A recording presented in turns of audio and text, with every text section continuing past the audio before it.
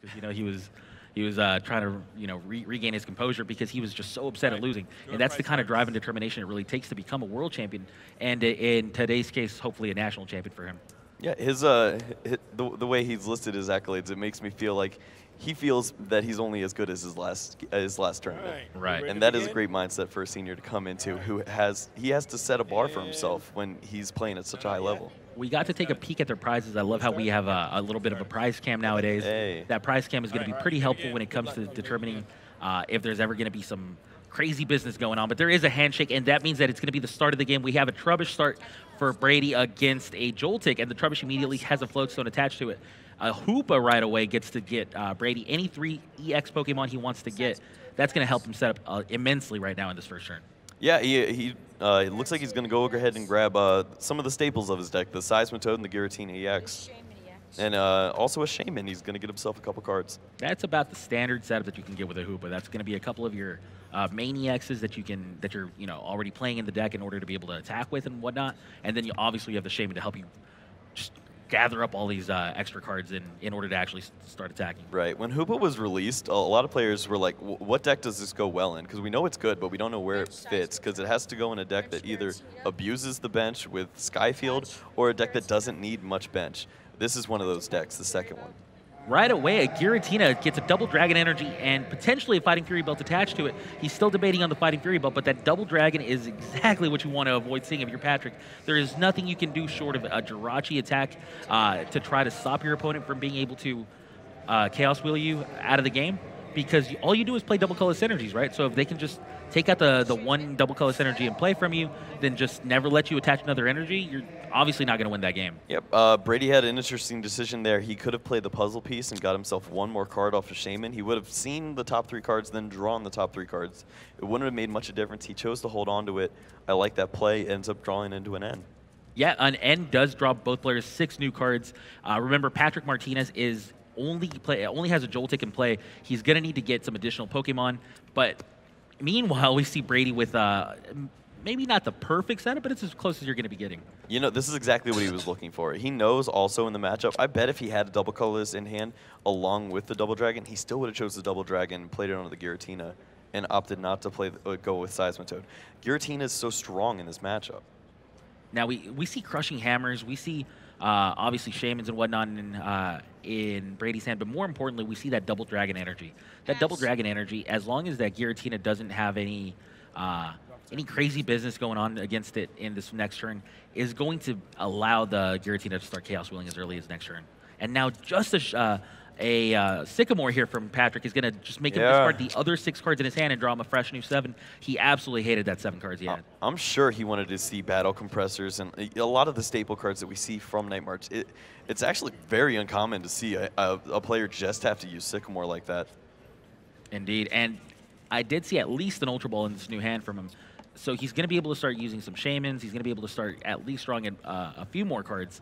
But in the meantime, I mean, he's got to be at least a little bit concerned just based on the fact that he's already had to Sycamore away 7 cards, 6 other cards besides the Sycamore, and this new hand isn't exactly the spiciest. He drew into like Vespa Queen and a couple supporters. A lot of these cards are cards he can't play right now. He has a double colorless energy.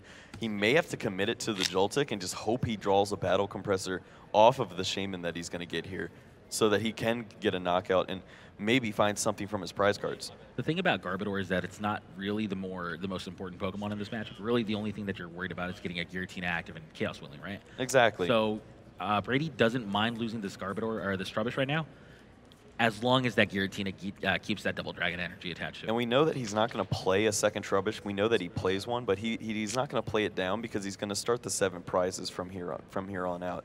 This limits N options as well. A lot of these, now that he's at prizes, as long as he keeps it even trades with two prizes for Pokemon EX, it's going to limit Patrick the rest of the game. And we actually see a Combi get played on the bench, and the double colors gets attached to the Combi. That's a little bit of that's a much safer play, actually. Right. And that's going to allow that Joltik to, and he's actually just going to pass.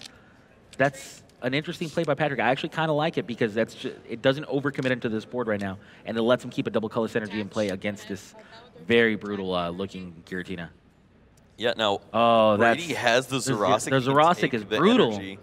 And with Chaos Wheel lined up, that means that Patrick's not going to get any energy play. He only has a basic metal energy from this point out if the Chaos Wheel chain continues. So the only thing Patrick can really do in this particular game is either Lysander and try to stall, or there's that Jirachi that I was about to say.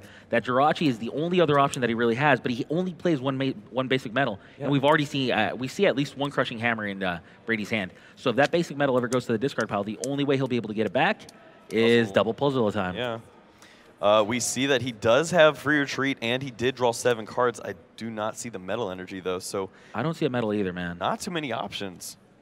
We don't see a Garbodor in play here for Brady, so he will be able to, he being Patrick, will be able to actually draw extra cards with Shaman if he wishes to do so. We see how Patrick is a little bit careful not to overextend his cards. He did that last turn where he didn't actually just try to Shaman and just draw additional cards and see what happened. He was very comfortable just playing the slower pace game and hoping that was enough for him to try to steal a victory here. Yeah, it seemed like a warranted play at the time because he needed to have an energy down, knowing that the Giratina is online as soon as it gets one more Double Dragon or Colorless energy. And unfortunately for him, Brady had the way to remove that energy. Exactly. Now he is discarding for a Battle Compressor, and he's choosing to discard a Lampent and 2 different supporter cards. What that means is he's trying to set himself up into a position where he's going to be able to Versus Seeker in order to get the resources he needs. And that Battle Compressor was less meant for damage since he can't actually attack, and more meant for just trying to weasel his way out of this situation. All right, Patrick's probably in desperation mode in the next few turns. We'll a little bit of an understatement. Yeah. Where he's probably going to have to sacrifice a couple Pokemon and then have an N into a Lysander or a Lysander into an N to buy himself some time, because he cannot do anything against this Chaos Wheel. Yeah, and that problem with that is that takes 2 turns, right? They're both supporter cards. Right. So he's going to have to hope whenever he Lysanders, he hopes that his opponent doesn't have it, or whenever he ends, he hopes his opponent doesn't top deck before he can Lysander. Lots of different things have to go right for Patrick to get back to this game. And Brady is flying through this turn. He has a couple Crushing Hammers. He knows that no energies are really coming down for Patrick's side. I'm just going to go ahead and end. Right. If I'm Brady, I'm doing the same thing. Like, what else do you actually need right now? All you really want to do is just set up additional attackers, or maybe potentially set up additional energy onto your Giratina if you're afraid of a Jirachi, for example, which you see on the bench. Whatever you want to do, you can do. But at the same time, you're in such a dominant position that you just want to end this game as soon as possible to make sure that you have time to complete an additional couple of games and you don't get him put into a sudden death position, right? Right. Yeah. I mean, he's playing very quickly, but he knows exactly what he's doing. So it's great to see that from young players. We see that he is going to grab the AZ from Trainer's Mill. This plays around the Lysanders. This is exactly what he wants to find. Yeah, now the Lysander option is pretty much out of the question for Patrick, at least for the time being. And Patrick has to find another option. I mean, it's really down to Metal Energy or Bust right now for Patrick. Yeah, looks like Brady's going to count out his hand. He has Ultra Ball to discard a couple more cards for that Shaman, chooses to only draw 2, but he has everything he really needs. Right, he just kind of played the Shaman, drew a couple cards, and actually just didn't do anything besides Chaos Wheel there. Holds on to his Float Zone, holds on to additional resources. And looking at his prize cards, he actually has 2 Headringers prized. I'm sure he's actually very happy to see those, to have those in the prize cards, because they don't provide much of an effect in this matchup. Yeah, I mean, if your opponent has a Shaman in play, I guess. Yeah, I mean, that's about it. Doesn't really need it. But yeah, we're gonna see Patrick coming. Yeah, he needs to find that basic metal energy to really. Did he just Ultra Ball for Unknown? Yeah, I mean it can draw him a card, and he's thinned out a little bit. Yeah, Patrick here still clinging on to whatever hope he might be able to get, and a Shaman is going to draw him 5 cards. Will he be able to draw the metal here? 3 cards in, no metal so far. 4 cards in. I guess that's it. No metal. How many cards in on? Will he discard the Unknown to draw himself 1 additional card? Seems like he's considering it. He has VS Seeker options as well. It's interesting to see if he chooses to do that first. And the Versus Seeker is going to... he does have a teammate in his discard pile. We will be seeing that basic metal energy if it's not prized. Now, the teammates will look through his deck and get him any 2 cards he wants to get. The reason he can do that is because he had a Pokemon knocked out at the end of his last turn. We see that basic metal. First card he comes grabs. Immediately found that basic metal, and now does he want to grab a Puzzle of Time piece? I think that's a pretty good choice. You're going to be able to Versus Seeker the following turn and then grab another teammates if your active Pokemon gets knocked out, and then you'll be able to double Puzzle of Time there and get that metal back if necessary. Whatever you need to do. Jirachi metal if your Jirachi somehow gets knocked out. Best case scenario for Patrick here is Brady's probably going to have a way to get rid of that metal energy, and he's just going to double puzzle the time, get that metal energy back, play it on Jirachi, and remove a second energy. Now, I wonder if he's going to be attacking with a Mew while he still can, while there's no Garbodor in play, or if he's going to be attacking with the Jirachi. Remember, if he attacks with the Mew, then the Jirachi can get Lysandered up. Yeah, he attacks with the Jirachi. Here. It looks like he attaches to the Jirachi. He's going to be retreating that Vespiquen, and this is exactly what Patrick needed. He does discard that double Dragon Energy from his opponent, and I believe that the attack name is Stardust, and it deals 10 damage, and it also allows him to not take any damage on this following turn. Yeah. Crushing Hammer was a big miss here, actually. Use the other colored dice. Yep, they're going to be a little precautious with the dice he rolls, or how he rolls the dice next time, but Brady really needs to find himself an energy. I think I see a Team Flare Gun in Brady's hand. And he also needs to find a way to get away from this Jirachi. This Jirachi's scary. Indeed. If he can get a double Dragon Energy or a double Colorless Energy onto the Giratina and Flare Grunt, which I think might be a tall order since he can only do one or the other. Team Flare Grunt. And the Flare Grunt actually discards the metal, but I don't think he's going to be able to attack this turn. His bench is full. Can't really shame him for this. He's already played a supporter for the turn. Is this the opening Patrick needed? Yeah, I mean, we know that he took the precautions as well to make sure that he could find the basic metal energy again. So Patrick's putting himself in the best position here when it looked really bad in the beginning. Right, this feels like the opening he needed. He just had to hope that his opponent didn't have a way to keep attacking with the Giratina, right? Right. So he discards that double dragon, crosses his fingers, hopes that his opponent doesn't have another double dragon or double colorless, and he actually passes, does Brady. So now, once again, we're going to be able to take another double dragon energy off of this Giratina. I can't stress enough just how important this turn was for Patrick. Yeah, and that means that the Chaos Wheel never happened, so he can actually play other energies as well. Right, he can play his double colors. He no longer needs that basic metal because his opponent did not Chaos Wheel. Patrick, I'm sure he's excited to roll into this turn. He's going to check out a couple of his options here. He may go ahead and puzzle a time for a double colorless energy and a metal energy. It's interesting to see what he's going to choose here. I believe for the first time in this game, we actually see Patrick with a little bit more excitement in him, a little bit more hope, because the entire game just looked so absolutely bleak for Patrick. And now you can see a little bit more of, like, at least in his demeanor, a little bit more energy, a little bit more pep in his step. He sits upright, and that's just because he actually feels like he can win this game. Yeah, he did put on top a battle compressor along with this basic metal energy, and now he's just looking to decide what's more important here for me. Do I need to have another VS Seeker? There's a lot of good options here for him. Yeah, so now Patrick is in, well, I guess I can start dealing damage mode, right? Yeah. So I guess I should start planning ahead and making sure that I can deal, that I take advantage of the fact that I can deal damage. He can also remove all these energies. The world is his oyster right now. Yeah, he has choices here. If your opponent has no double dragon energies, then you can't be Chaos Wheeled, and you can beat a Seismitoad if you have all these Night Marchers in the discard pile. What will Patrick choose? He's got plenty of options. Battle Compressor is one of them. Honestly, Battle Compressor seems to be one of the better choices. There's also a Versus Seeker. Versus Seeker will allow you to just get a little bit more consistency. The Ultra Ball will allow you to find a Shaman if necessary, as well as other cards. And he goes with the Ultra Ball, actually.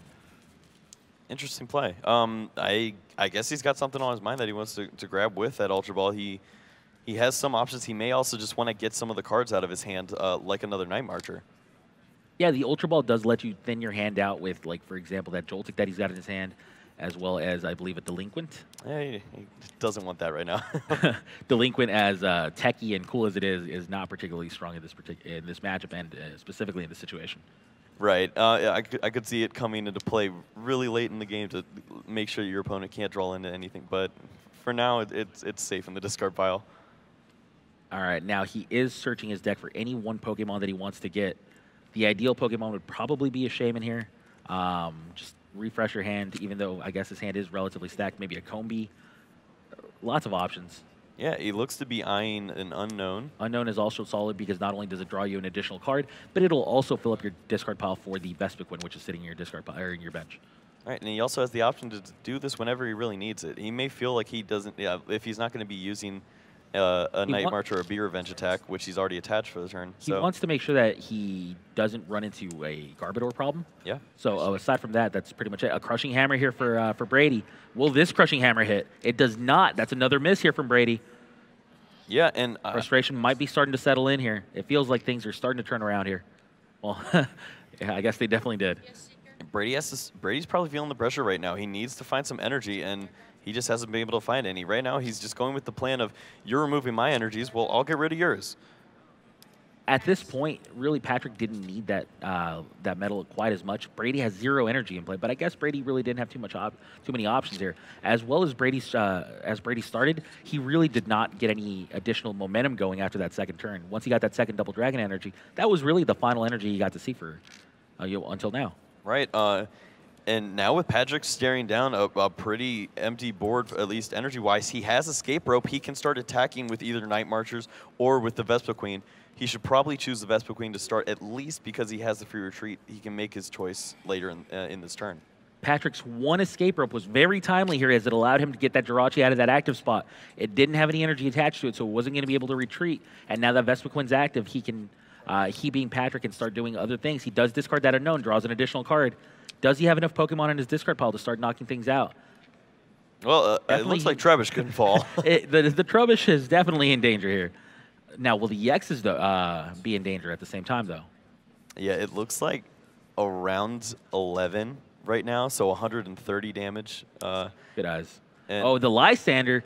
Will he have enough to knock out this Giratina? We'll see. He also has, I mean, it's 7 Night Marchers as well, so that's 140 damage.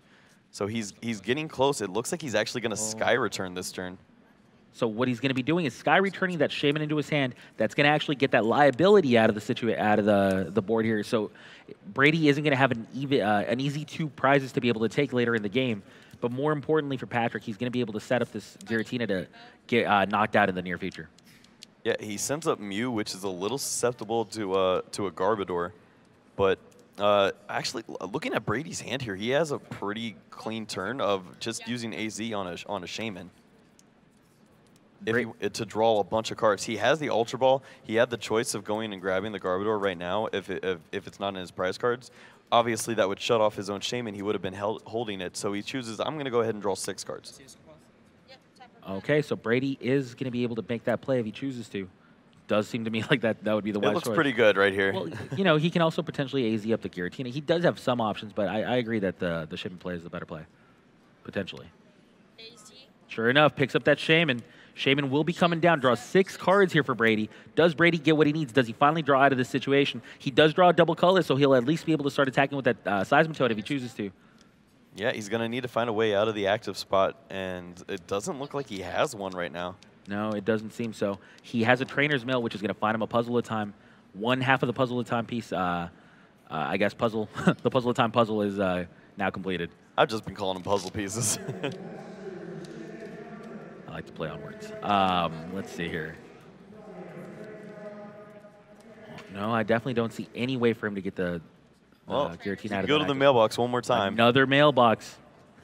0. Oh, there's a Versus Seeker at least. Not exactly the most exciting card right now, but at least he got something. Right. This sets up for an AZ play in the future if the Giratina does stay active at least one more turn. So he can't be too upset to see that, but he did have another VS Seeker in his hand, so it didn't really add too much. Oh, the different art VS Seekers. I like it. Sneaky. I see. And he has to pass the turn here. Patrick now, once again, has an extra turn to start dealing damage. That Giratina being stuck in that active position really worked out well for Patrick when he decided to Lysander it up.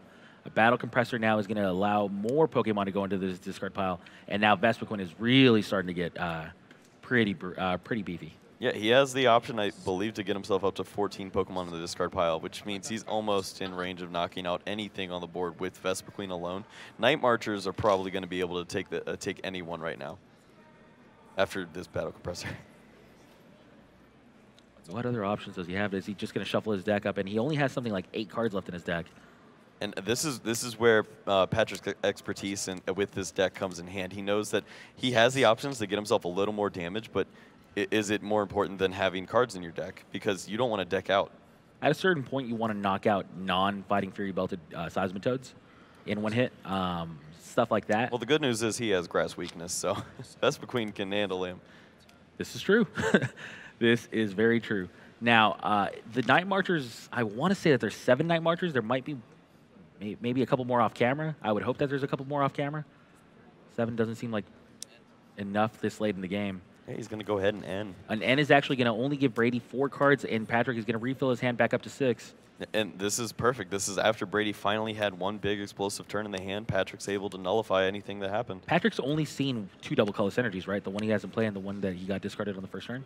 Yeah, and I believe he went in with the puzzle of time as well to get a couple of cards back. He got the metal back, so he should have a couple more double colorless. I believe so. So he shouldn't be running low on attackers quite yet, but it is a little bit scary to see him search for the other DCs, and I'm not sure if he found it this turn or not.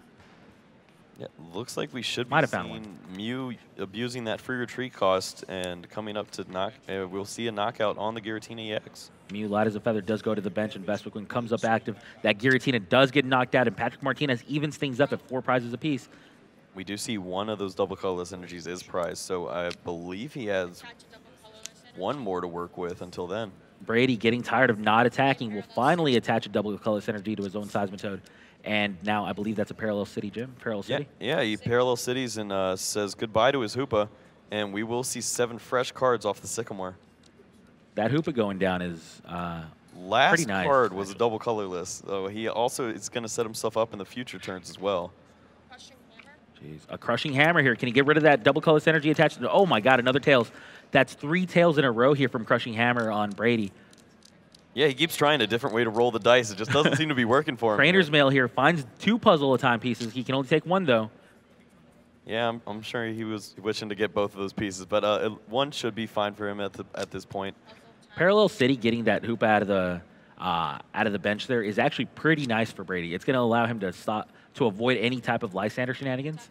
If he, for some reason, if Patrick ends up like being stuck in a position where he doesn't have double colorless energies and he can't attack, he can just Lysander up the Hoopa and hope that he can stall for a turn or whatnot and be able to start get out of the Quaking Punch lock. Yep. Things like that. So Brady getting it out of that bench spot was a very heads-up play. Now that other side of the Parallel City is going to reduce a little bit of damage, but Vespiquen's doing so much right now that it won't make too much of an effect. What Brady did was not even attack with that Seismitoad, since obviously it was going to get knocked out in return. I would stay away from that Yeah. Vespiquen right now, and So that means Lysander could be a huge play. Dimension Valley does get rid of that Parallel City there. Clearly has enough damage in the discard pile to be able to knock out this Trubbish, but does he have the resources to go for a knockout of the Seismitoad instead? Yeah, he's going to count And if out. he does he want to use them? I believe so. He has plenty of damage, and he also has a pretty big hand. And it looks like he does have that Lysander. Versus Seeker for that Lysander. That Lysander is going to be able to choose that Seismitoad. Seismitoad, even with a Fighting Fury Belt, does not have enough hit points to be able to withstand Be Revenge at maximum damage with his weakness. Battle Compressor here. Patrick's deck is getting relatively thin, though. Yeah, he Down does to a have 5-card deck. 5 cards, but he won't be too susceptible to end because he's going to be taking 2 more prize cards, meaning he's drawing less and he has more in his hand and his deck overall. He has a 4-card deck now, but remember, you are right. Right now at this point, he's just trying to avoid any type of end lock. So if his opponent just brings him down to a 2-card hand, he's going to at least know that he's got such few cards in his deck that the odds are with him to draw what he needs. Right. We will see 1 puzzle piece. He's actually just going to go ahead and set up his top deck as well. It looks like he snuck a Shame into the top, but I couldn't tell. There were 2 Shames. There were 2, so yeah. if he likes it, the odds are with him to have put one on the top. And we... They're counting how much damage he's doing just for funsies.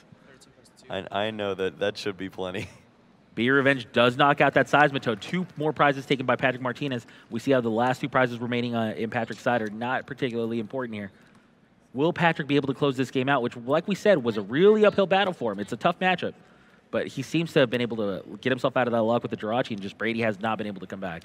Yeah, Brady's in a spot where he's going to need a couple turns to get a Giratina ready. So that means that Trubbish needs to take a hit. And Brady has to avoid any type of Lysander here. Yeah, a Lysander ends the game here. Escape Rope ends the game here. Plenty of cards end the game here for Brady. Or for Patrick, I should say. Yeah, Double Dragon gets attached to the Giratina, 1 turn away from being able to start Chaos Wheeling again. He's probably going to go to get the Flare Grunt right now, or the 0-6, whichever one he favors. The Flare Grunt does get rid of that double colorless, so now Patrick is going to not only need a Lysander, but also a double colorless to win this game. He did put that Shaman at the top of his deck. Looks like Patrick knows exactly what the last 3 cards left in his deck are. Does he have the resources he needs? Yeah, he has VS Seeker, so he has the Shaman as well. We saw him grab the double colorless off of his prize card, so he should have everything he needs right here to knock out a Shaman. I believe he's got everything he needs too. He's only got 2 cards left in his deck. All he has to do is just Shaman for 2 cards, and he will be able to find that Versus Seeker no matter what. Shaman does draw him the final 2 cards. Versus Seeker gets up that Lysander, and that's going to be the end of game 1. A handshake is extended. Patrick Martinez is up 1-0 against Brady Bourgeois in this very difficult matchup for him. So this is still an uphill battle for him. Don't get me wrong, but at least he's got 1 step ahead. MVP is Jirachi. That was amazing what Jirachi was able to accomplish for him. And Patrick did everything that he needed to do to make sure that he had the options built up for him. The fact that Brady wasn't able to find any energies after the Jirachi had come into play, he didn't really have an answer for Jirachi. And his choice was always, well, if I remove your energies, I have to hope that you can't really do anything. And Patrick kept finding answers.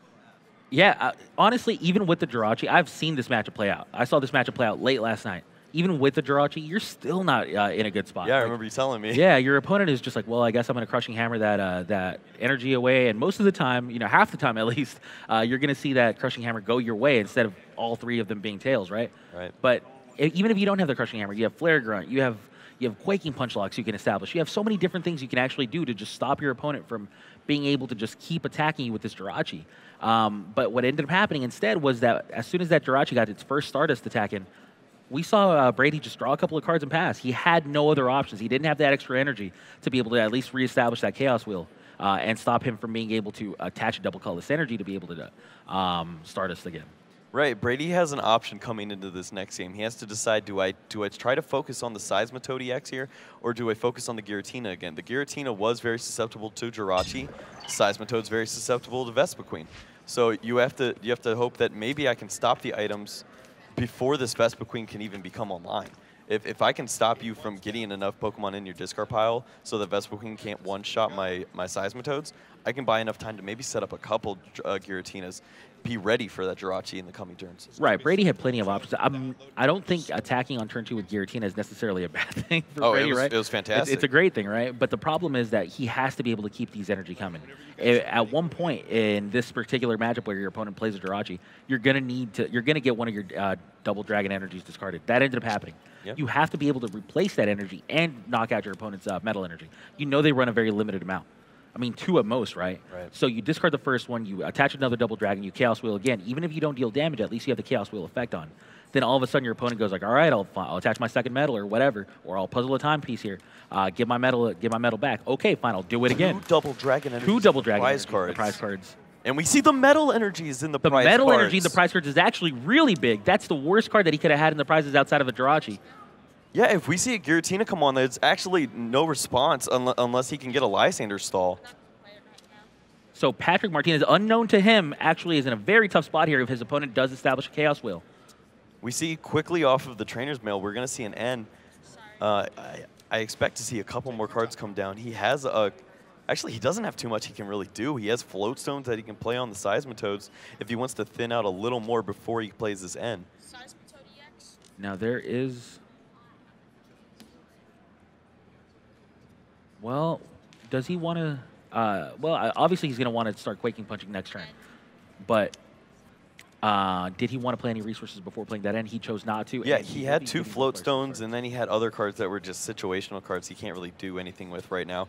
I wouldn't have minded playing 1 Float Stone on the Seismitoad. Gives him the option, if he finds just Double Dragon and Giratina, to just go with that line instead. But this route is more consistent with the turn 2 Seismitoad Quaking Punch lock. Now, both players do get 6 cards. Does he being Brady, have any additional cards he wants to play? There is a Trainer's Mail. Ultra Ball. He does not find one yet. He actually finds a Trainer's Mail, which he cannot take. And oh, he has one in hand as well. So it looks like he's going to go ahead and forego taking anything off of this Trainer Mail. He could have added a supporter into his hand, but he chooses not to. This is the right play, as he wants to keep his hand as low as possible to give himself the best outs with this Shaman draw so that he can find an energy, because energy are so crucial in these opening turns. Indeed. That Ultra Ball will be finding a Shaman more than likely, or at least a Hoopa. Well, there's Hoopa right now. So Hoopa will be finding him likely Giratina, Shaman. I don't even know if he wants to take another Pokemon at this point, but he may just take another Giratina. We could even see him take like a Seismitoad and just have something to throw away with an Ultra Ball. Right. You don't want this many Seismitoads in this matchup. You're eventually going to run into a Vespiquen, which can knock you out early. So I can see discarding a Seismitoad to an Ultra Ball. I can also see just not grabbing a third Pokemon. Yeah. He actually goes with double Giratina here. Yeah, he did this process very quickly. I'd like to see him look through a little more just to see the other Pokemon in his deck. He probably could have got something going with. He might have been able to realize that there's 2 double dragons prized. Yeah, that would have helped him as well, because he'd know maybe I shouldn't be focused on Giratina right now. I'm going to have to establish his Quaking Punch lock really hard. Right, and well, little does he know, though, is that Patrick will not be able to stop the Chaos Wheel effect anyways. Right. We are going to see that Ultra Ball come down. Now, he has the choice of, do I throw away a couple of these Sycamore? Do I throw away a Crushing Hammer? Crushing Hammer is a good card. Throw away that Giratina that he just got. Right, and he is going to throw away that Giratina, so that's going to be 2 cards discarded here for that Ultra Ball. Which Pokemon will he be able to find? Which one will he choose to find? Will he want to find a Trubbish, maybe? Yeah, he may actually just choose nothing. This is where he could have also like chose a Trubbish and then discarded it, and then found this Giratina that he seemed to want. But we will see he has I believe 3 cards in his hand, so he will be able to draw a pretty good amount off of this Shaman. Shaman will draw him 4 cards here. He cannot play either the Crushing Hammer or the Sycamore. Or he can play the Sycamore, but I don't think he wants to. Well, actually, did he play End to get to this point? Oh, he did. You're right. Yeah. This is the first turn of the game still. I love how these first turns take a while. 4 cards drawn here. He does find that double colorless. Headringer's actually going to get some And use. a Headringer. Headringer here. That's we were just talking about how useless this card is against everything except Shaman in this matchup. Yeah, Brady takes a quick second to think, can I play this? Yeah, you can probably play it right now. Right. It's very unlikely that Jirachi is going to become online when Shaman is stuck like this. The only real way that he can do this is through Escape Rope, and that means that Seismitoad is not going to be in danger anyways. And because Brady went first, he was not able to attack. And now right away, Patrick finds a Battle Compressor, which is the perfect card in the early game for this Night March Vespiquen deck. Yeah, normally we're going to see a lot of the one-of supporters. If he needs a draw supporter, we'll see that come into the discard pile as well, anything like an N or a Sycamore. Along with this, the second Battle Compressor, or at the end of the first one, usually grabs some Lampents. Well, the first card he finds is Lampent, but he's still not decided on the other 2. Yeah, he's going to take a quick look through his deck. This is something I wanted to see Brady do, because he would find out a lot of valuable information. Patrick is going to find the Sycamore, and then he's going to look back at his hand and see one more card that he wants to get rid of. He actually chooses to go with 2 Lampents and a Sycamore. The Sycamore is going to be there for the Versus Seeker. So Patrick is definitely getting rid of the useless cards in his deck, the Lampents, as early as possible. You always want to see these Battle Compressors. Yeah, they have a use, they're just not in his deck. And we will see an Unknown come down and a lot of Pokemon off of this Sycamore. Sycamore does get rid of another Lampent and a Pumpkaboo, a Vespiquen, and another additional card. Draw 7 new cards here for Patrick. Yeah, and Patrick is just going to be looking to keep this turn rolling. He needs to get a lot of items used, a lot of Pokemon in his discard so that he does have an answer to Seismitoad. I'm sure he wants to see a couple Combies. Jirachi's a good card, but if the Chaos Wheel's online, what can he really do? I wonder what he can actually do against the Headringer, too. Like, does he have any way to retreat that Shaman? I mean, he may have to just use a double colorless and retreat with it at this point to get rid of the Shaman. That could be pretty hard. I mean, he doesn't play AZ, right? Yeah, we may see the Shaman also just take 4 Quaking Punches. Yeah, that would be brutal, actually, but I could see it happening. Yeah, and I mean, that just goes to show a lot of the time when you feel like you're in an unfavored matchup and then you start with the Shaman, it's just demoralizing. I've seen so many players that when you start Shaman EX, it can just take away so much from your game plan. And I'm sure Patrick had a lot of great things he could do. Obviously, with the Jirachi, he had some neat plays, but he's stuck right now with the Shaman. For instance, if he started he has Mew, an escape rope at least. But, right, if he had started Mew, for instance, right, the Jirachi would be going in right now. We probably wouldn't have even seen the attachment there. Now, he does debate on that Shaman. He doesn't want to play too many bench Pokemon here because he wants to leave himself with some additional attackers. He does play that Combi to fill out that bench.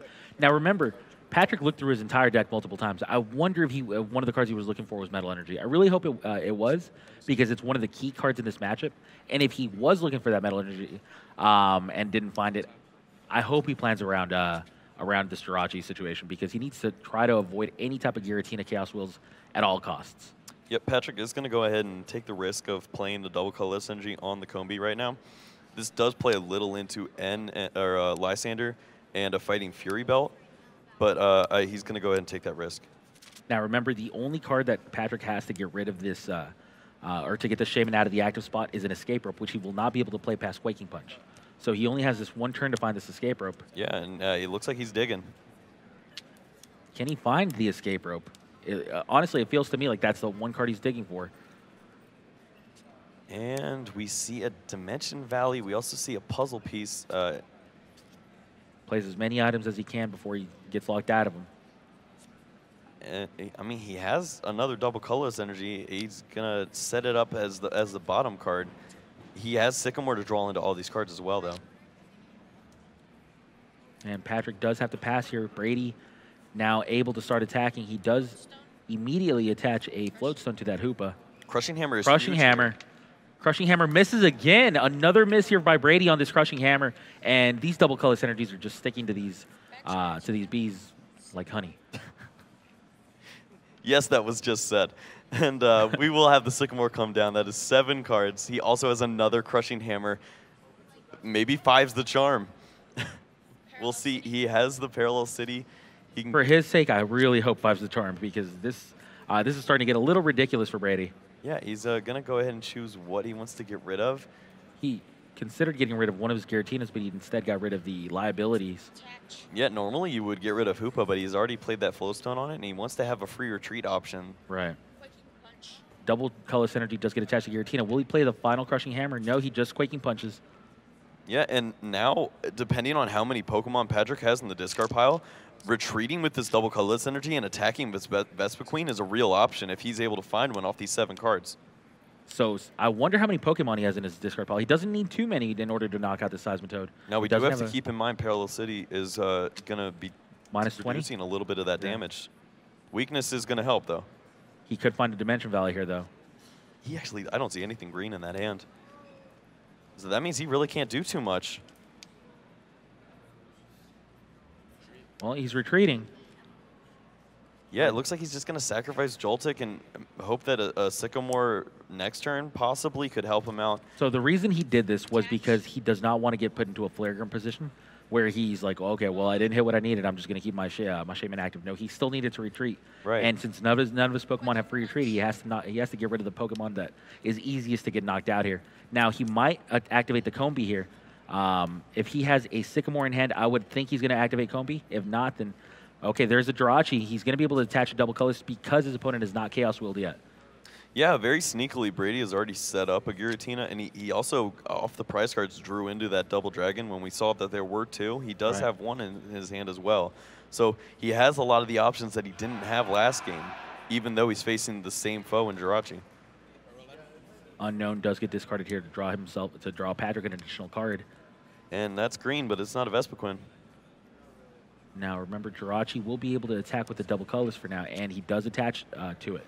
But that's already 3 double colors in play or in the discard pile, and he has no metal energy available to him. So as soon as Chaos Wheel happens, if that double colors gets discarded off that active Jirachi, that might just be the lock of the game. The charm. Crushing Hammer, don't get it on camera, but he's it is excited. ahead. He throws that hand. The one Crushing Hammer flip that's heads we did not actually get to see. Now, this is actually very interesting here. He had the Team Flare Grunt. He could have chose to remove the energy off the Combi on the bench and then use the Team Flare Grunt on the active Jirachi as well.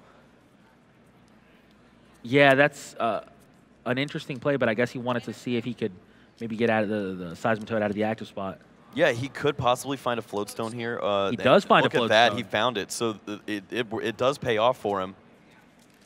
So that Floatstone can get attached to that Seismitoad, let it retreat, and we'll start seeing Chaos Wheel here with that Jirachi in the discard pile, and the Metal Energy still prized anyways. He won't be able to, he being Patrick, won't be able to actually double puzzle a time here. Jirachi did get Stardust off, so he should be safe. Oh, true. That is true. We do see the Fighting Fury Belt does come down. Yeah, he's going to go ahead and pass the turn here. He doesn't pass, or he doesn't do any type of attack. Yeah, this is important. He needs to make sure he needs to limit Patrick's outs to use Lysander and an energy card to find a target on a special energy because he doesn't really have an answer around Stardust.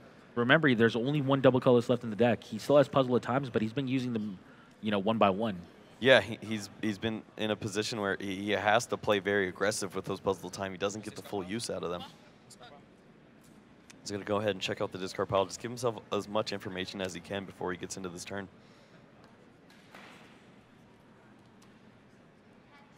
This is still a relatively close game, all things considered here. Obviously, Brady's in a very good spot given, several factors, including the fact that the medalist prize. That metal energy prize, I feel like that it has to be the biggest factor here. But Patrick's not quite out of this game yet. He does have to draw many cards here in order to really start turning the tide, but it is possible. Yeah, he did have to use all of his Shaman EX in order to get himself to this position, which means that he doesn't get to combine drawing with these special effect supporters like the Lysander. So he can't really draw into these energies. You have the Lysander as well. It looks like that might cost him a little as well. Indeed.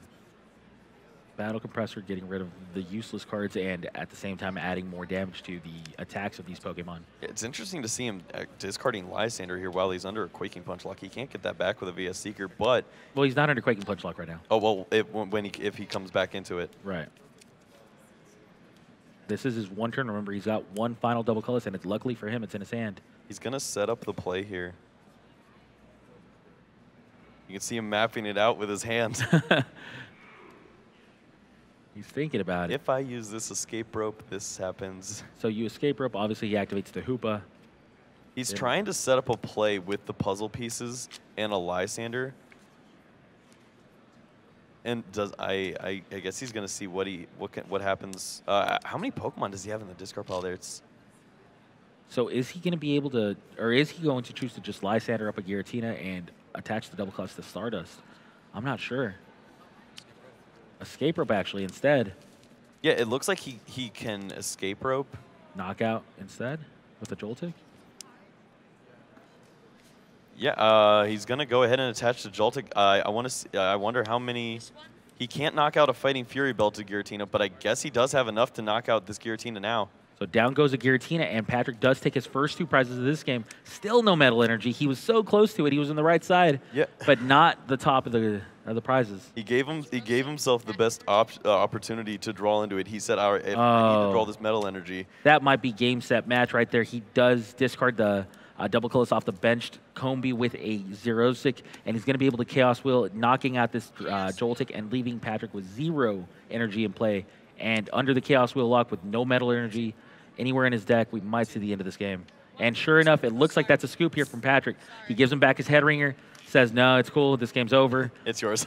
Sees that his Metal Energy was at the top of the prizes, and that's going to be it for game 2. We're going to 3. Yeah, with 2 Floatstones on both of those Pokemon, the Lysander option was not a play there. So he saw that the writing was on the wall, and he's going to give himself the best opportunity to win a game 3. So he could have theoretically just Lysandered up the Giratina that had the Fighting Fury Belt on it and had both Double Colorless and a Double Dragon on it. Gotten rid of the Double Dragon and just kind of cross his fingers, right? Just hope that that's enough for the Giratina not to attack. Maybe that would have been enough. I don't know. He decided to go with taking prizes. He wanted to be aggressive and hopefully hit into the Metal Energy. He did not hit it, and that was going to be the end of the game once the Xerosic came down. Right. I feel like that would have been the play for him if he did have the Metal Energy in his hand or his deck at least. Right. He would have known that his Jirachi does have multiple attacks at least coming up, but it's very. It's tough, right? Yeah. It's either likely, way you're tough. You're even then, like your opponent could just AZ their Giratina and just bring up another one and go for it. They have options there. So well, the other Giratina only had 1 energy attached to it. Like the point is that like you kind of want to cross your fingers and hope that they don't have more energies. Right. I'm saying he was in a tough spot. Yeah. There's no doubt about it. He didn't have a play that would put him in a winning position. He just had multiple plays that were going to put him in potentially winning positions in the future, just different routes. One was through prizes and hope you hit the Metal Energy. Yeah. The other one was through just hoping your opponent just doesn't have the right resources at the right time. Right. So after we've seen 2 games play out, how do you feel like this goes now? I mean, it's a no-brainer for me. Patrick has an uphill battle. I absolutely believe that. I think Jirachi's a good way to go about things and put himself in a better spot than he normally would be. I mean, he would normally be just absolutely out of this game had he not had Jirachi. Right. With Jirachi, he still has chances. He can still like play the Metal Energy, hope that's enough, and if it's not, then he can double puzzle a time. But then when your opponent's got crushing or quaking punch, crushing hammer, flare grunt, guillotina, that's a disrupt. lot of things that you have to get past. And then sometimes you just don't have the right resources at the right time. And we saw that happen late last night. We're seeing it happen one out of these 2 games. The odds aren't with Patrick. The odds are definitely with Brady. But at the same time, we've seen it happen before. I can't imagine it not being able to happen again. Yeah, I feel like coming into this match, Patrick was maybe he knows that this matchup is hard for him, but he knows what to do in this matchup. Maybe Brady hasn't really played against one of these Night March decks that has the Jirachi, so he might be learning this matchup as he goes along, and it looked like he had a much better setup for the second game, and he knew to start with that Quaking Punch and then lead in with the Giratina later. Yeah, he could have been in trouble because he had the 2 double dragon energies in his prizes, had things gone a little bit differently. But they didn't, obviously, and Brady just had a very dominant game, too. We see the smile there. He tried to hand off his deck, and it kind of exploded. The wonders of playing the Pokemon card game, or any card game in general, actually, but definitely the Pokemon card game. It's very exciting to see 2 young players here. And they have the nerves, but they're also smiling. They're also having a good time here. So even when we're at the highest stage of Pokemon's competitive play, they're having a good time. Oh, indeed. I mean, honestly, even the Masters have, like, you can always see them just high-fiving each other whenever they, do Sycamore with no cards in hand, things like that. It's always awesome to see here, in my opinion. And now we do see some prizes getting laid out. Like One puzzle at a time, double puzzle pieces. And you can't go to the mailbox either. 2 mailboxes and 2 puzzle pieces. That's going to lower a lot of consistency here. Yeah. Were those puzzle pieces for Patrick? That's over on Brady's side. Brady's I actually side. don't even know. Yeah, Patrick doesn't have his prizes out yet. He still has to draw for his mulligan. Got you. Good point. And he does find a Pokemon, and Brady does get his mulligan. 2 battle compressors. I'm okay with that if I don't see any Jirachi or metal. Right. Like, I'll take it. Don't get me wrong, it sucks, but I'll take it. Yeah, you just got to deal with what you're dealt. We're going to see Pumpkaboos coming down. Right. 2 Pumpkaboo. It's a Pumpkaboo army. And Ultra Ball gets rid of a couple of Pokemon, including a Lampent, or a couple of cards, including a Lampent. And now he'll be able to find a Shaman or any other card that he'd like to get. Yeah, Patrick is just going to be looking for one of those explosive starts. This start is more common of typical Night March playing against a Quaking Punch deck. He just wants to find a bunch of Pokemon for the discard pile, except in Patrick's case, try to sneak at least 1 or 2 Combees onto the bench so he has to respect that threat against Seismitoad. Does draw 3 cards off of the Shaman. Will he be able to start attacking pretty soon? I mean, obviously not right now, but at least setting himself up for high damage attacks. He did find himself another Ultra Ball, so this hand will continue before Supporter. He actually doesn't have any Supporter he really can play, though. He has the teammates. He has the Ultra Ball, which will find him another Shaman. Right. Does discard a puzzle at a time and the teammates with this Ultra Ball. We'll find another Shaman because his hand is just looking pretty pitiful. Yeah, I like how he sees the 1 Shaman. He's going to go ahead and check for the second one along with searching through his deck. The first search you do, honestly, the first time you go around, you go for the key cards, right? The Jirachi, the metal, and maybe right. Where are you guys? Yeah, maybe how many Lampents you might have, and that's it. You're like, all right, cool, I got it. And then now that you have a second search and you already know that certain cards are in there, then you start going for the secondary cards. Yeah, I know players that will just sit there and thumb through their deck and see how many cards are in the prizes, and within a minute they can I'll tell you what, you all the usually prizes. 6. Yeah. Yeah, there's usually 6 cards in the prizes. Well, they know which ones they are. That's as deep as my strategy gets. There's 6 of them, and I hope to get the best one in whatever situation I'm in. All right, so Shaman will be able to draw him 3 additional cards here if he doesn't choose to play the move, but he does play it, so 4 cards more. He does have a double colorless already in hand. Chooses not to commit the double colorless right now. See these puzzle at times just coming at separate times. They never really come in together, but we do see one of his 2 battle compressors in his deck. And he will be using it now. He's already looked through a little bit, but we'll see what else he thinks he needs. He's going to go ahead and grab an N and then Lampents, and it looks like another Lampent. So he does have a lot of a pretty good amount of Night Marchers in, albeit he has 2 battle compressors in his prize cards. Right. Because he has the 2 battle compressors in his prize cards, I think, yeah, that's brutal. I was just about to say that he might want to start saving his puzzle of times. Yeah. Because he might need to use a puzzle time for a battle compressor. Yeah, he might have to use the battle compressors a couple of times. It has to be the worst feeling to use a puzzle piece and then to just see it right off the top. A lot of players you see, they'll hold on to their puzzle piece and draw. Do you think a he's little going less to with Shaman. attach a double colorless this turn or not? He's debating it. Yeah, I feel like if he was going to, then he should have before the Shaman, but it looks like he's going to go ahead now.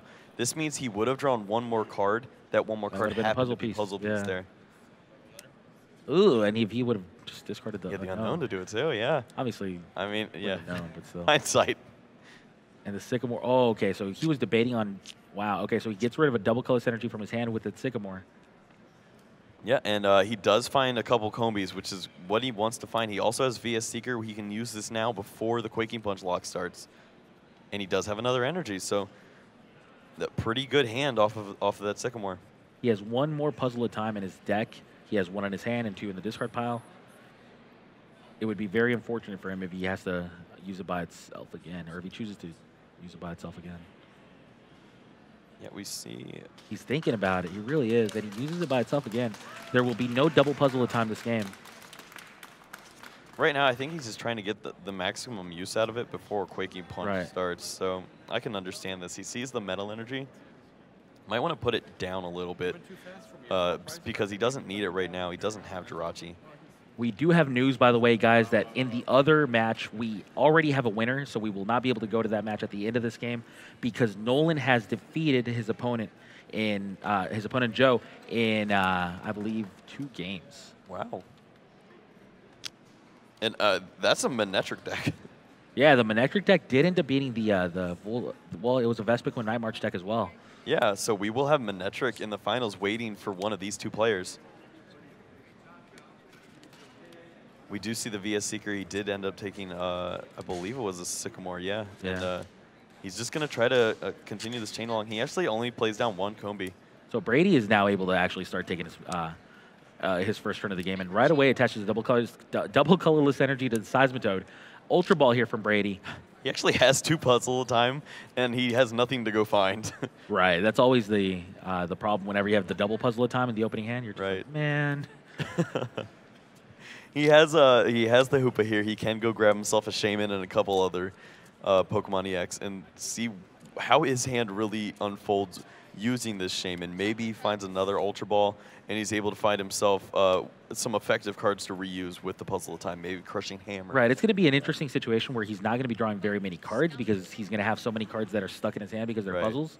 But at the same time, the few cards that he does draw, if they end up letting him keep a chain going, and he extends his turn to have maybe a 12-card discard pile at the end of the turn, then that double puzzle time is going to be very powerful. Yeah, we could even see him looking for Garbodor pieces and just trying to throw them away or something like that. Like, use the puzzle pieces to go find Ultra Balls, and then use the Ultra Balls to thin out your hand some more. So he has a lot of different options here for himself.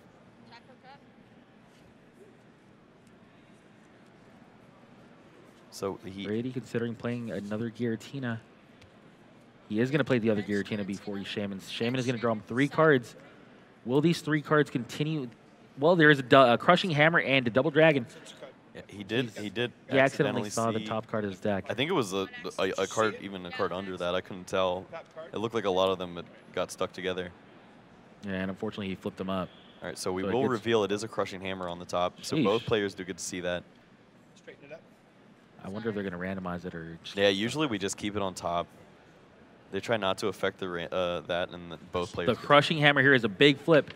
Will he be able to punish Patrick for playing that double colorless? And he does. Double colorless energy goes to the discard pile. Or will it? I believe they're checking the way or what dice. They're just making sure next time he's rolling this dice. But yeah, he does get the Crushing Hammer flip, which is huge. He's also going to try to limit his hand down a little bit. We could see the puzzle pieces right now. Get an Ultra Ball and then another Shaman. But it looks like he is just going to play a little conservative and just use the Quaking Punch. That means that he can get full effect out of these puzzle pieces later with, I mean, he knows that a Crushing Hammer is coming up as well. And I hate to be bad news Barry, but there's 2 double colorless energies in the discard pile now for Patrick, as well as 3 puzzle at times. So normally you're relying on, I'll just double puzzle at a time and get more double colorless energies back. It's not that big of a deal. No, man, you're in a lot of trouble here when it comes to your energies for the rest of this game. Oh, bad news, Barry. I miss Josue. Now, the Pumpkaboo does get that third double colorless energy of this game attached to it. And oh, he chose the Lysander on accident. I believe he is going to be trying to target down one of those Giratina. Just anything that he can slow down this Seismitoad a little bit. I think that Lysandering here is not a bad play because you're going to try to avoid getting Quaking Punch locked, and you're also going to put a lot of damage on Giratina to potentially 2-hit KO it. Yeah, I don't mind it at all, especially it looks like he is going to have to find like some way to get some energies back. So how? How do you get the energy back? You well, have has he one used double 3 color puzzle left. pieces yet? Yes, he has. Yeah, wow. Yeah. I mean, that means, yeah, he really is limited. Yeah, this is really bad for him. He's got one more double colorless energy left for the remainder of this game outside of the one he's got here. Yeah, he's going to look. I believe he. Oh, well, he may have the startling megaphone here, too. Or he's just going to. Is he going to take the knockout and just know that he needs to find some energies? Yeah, I guess so. He's going for a knockout. I wonder which prizes he's going to get. We don't see one of them taken. Oh, yeah, he does have enough for a knockout. Right. Doesn't he? No, he doesn't. One of them was an unknown. He did. One of them was an unknown. He assumed it was 5 different Night March Pokemon.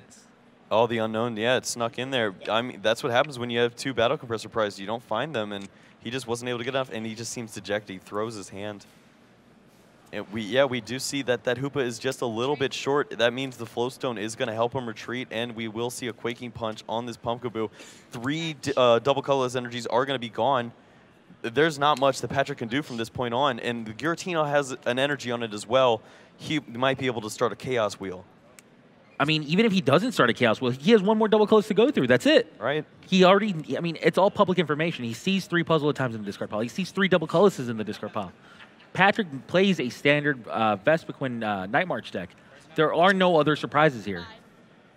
I can't find a way for Patrick to come out of this one. Yeah, we are going to see, oh, well, he wanted to use VS Secret for our teammates, but now he is under the Quaking Punch lock again, so it looks like he really just doesn't have too much. I believe that's a Sycamore as well, though. So he maybe will be able to find that last double colorless energy. I'm sure he also wants to find Jirachi and just try to disrupt Brady a little bit. It helps when you bring up a Mew, you do have that free retreat. Who's going to be his final attacker of this game? Is he going to choose to go with a Mew, which only has 50 HP? Is he going to choose to go with a Vespiquen, which does not have the Night March attack? Yeah, I believe we see the Metal Energy there, but he does not have the Jirachi. That means he doesn't have any attack besides using the Dimension Valley with the Mew and copying some attacks. But Mew only has 50 HP, and he wants to use that Metal elsewhere. It looks like he's going to have to just stall a little bit longer. Might be seeing some, yeah, just what is it, Intimidating Needle or something like that on Vespiquen? Intimidating Needle. I'm digging deep, baby. I'm digging deep. If it's the Vespiquen's first attack, the drawing cards. Right. Yeah, that's the Gathering Intelligence. Oh yeah. Yeah. I should make attack names, man. Because I think Intimidating Needle is a much stronger attack than you have a future. Gathering Intelligence. Yep. And we are going to see the Floatstone come down, and this Quaking Punch, it's been able to take a couple prizes and lock Patrick out of the game. It's been very effective and also stalling, so Brady has some time to set up these Giratina. Indeed. Now Patrick is just activating a Mew. But yeah, I'm getting to that old age where like I'm becoming senile and I'm just creating attack names as I please. I'm just going to be like, well, he's I've been saying Crushing Hammer instead of Quaking Punch for a couple times now. They're both very disruptive.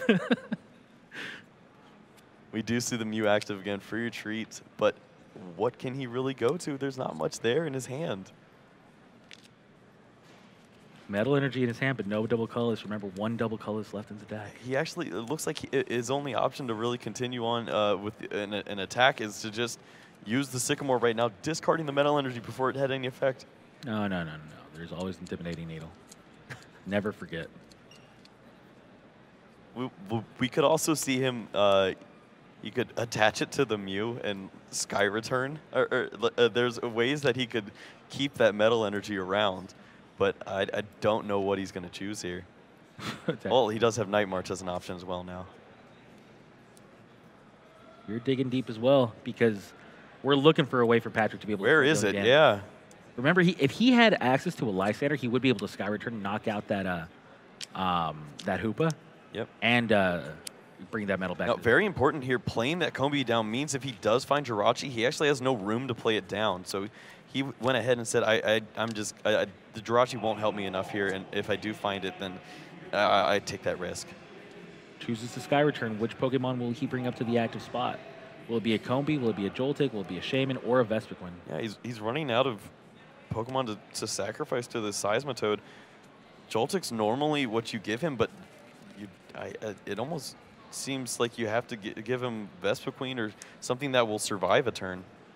Combi is a good choice because it would survive the Quaking Punch, and you have the option to evolve into a Pokemon that has for your treat in the future. We do see a Head Ringer coming down on one of those Shaman EX, and just a quick Quaking Punch. Brady does have those double puzzles still in his hand since the opening turn. He has so many options if Patrick is able to sneak back into this game here, but it seems very difficult for him. You can tell that Brady's just got all the resources he's ever going to need for the remainder of this game, and he's just hoping not to screw up, right? He's just hoping that nothing crazy happens, and he just continues the smooth sailing that he's been doing. Yeah, and Patrick just has to draw and pass for the turn. We will see. He actually Brady feels content in just using one of the puzzle of timepieces. He has two more in his hand, so he's just gonna rearrange, see what he's drawing for the next couple turns. Use a Quaking Punch. All right. Vespiquen does come active.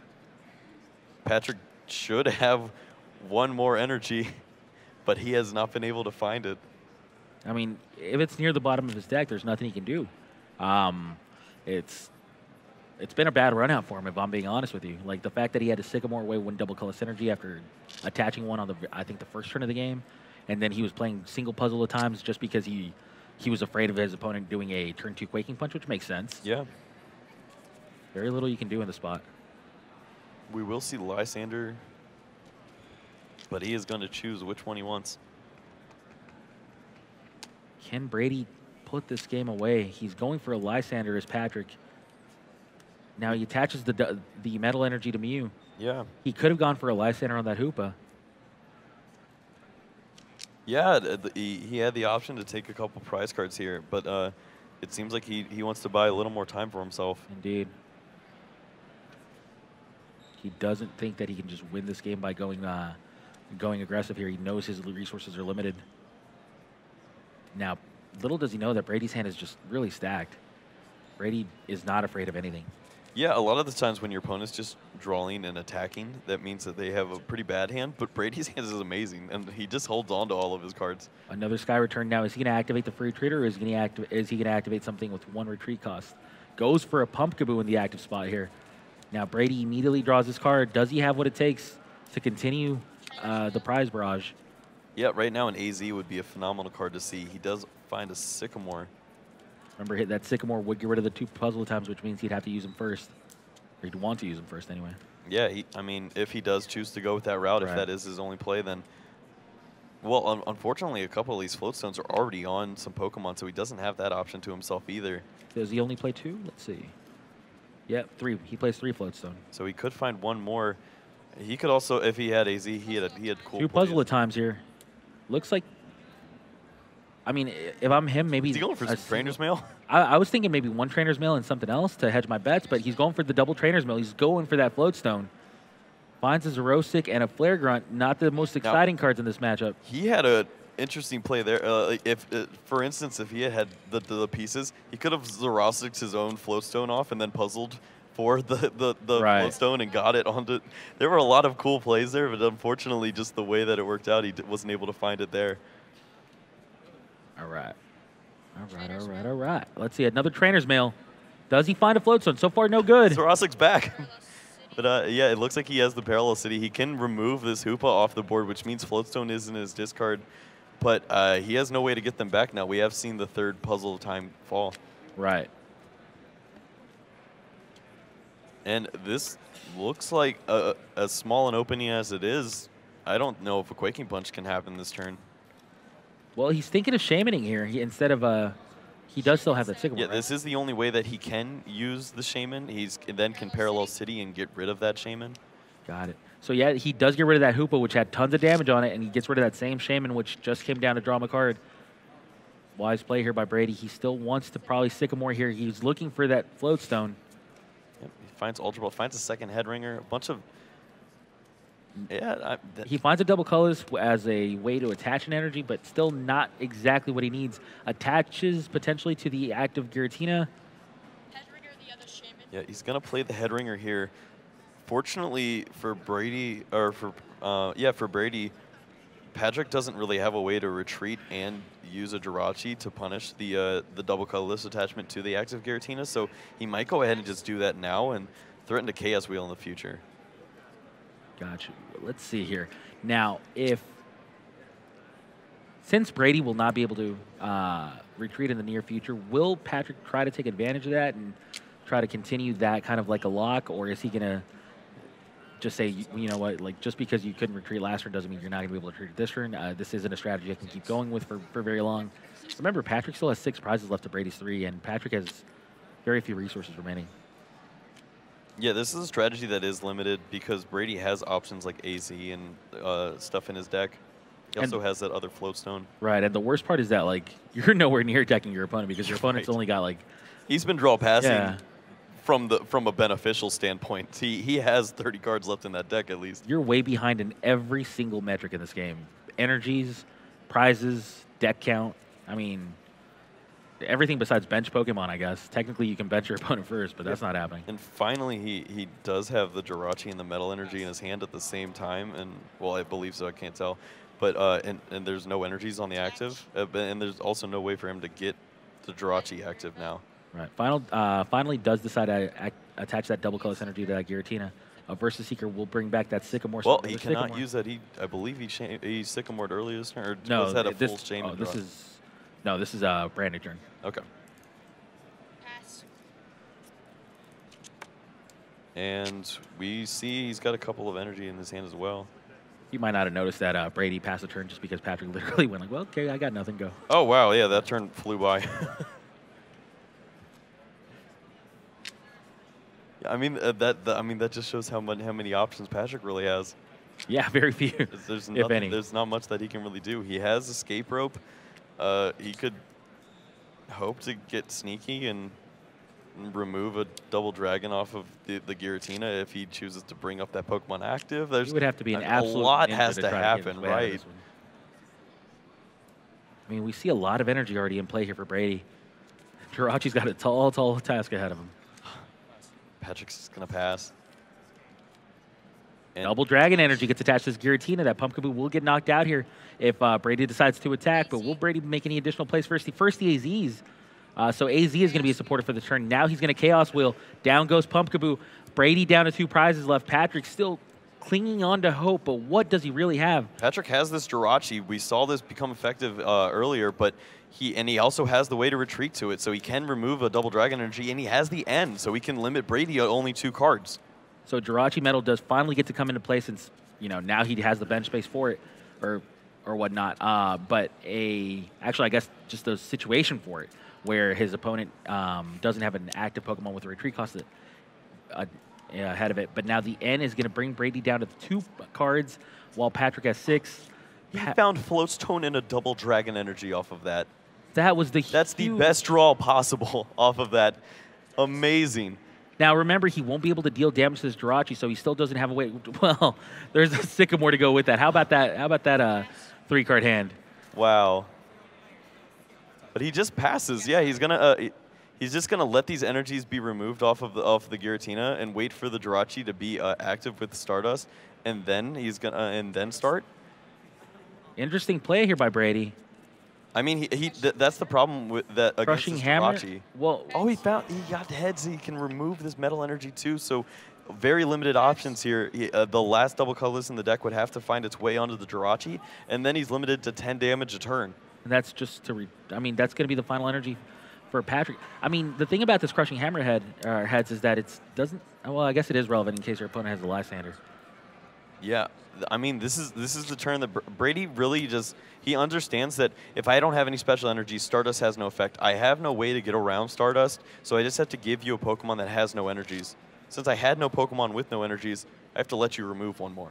Right. He could have gone like Floatstone, attach a double dragon to maybe like a benched Giratina if he wanted to, and then just Sycamore to get himself a 7-card hand instead. Hopefully But he actually just yeah, he could hopefully find a Pokemon that has no energies and save all of them. Well, more importantly, like he could have found a Lysander or something along those lines, right? And with that double dragon energy attached to that Giratina, he'd be safe from a Jirachi being able to start us its way to victory.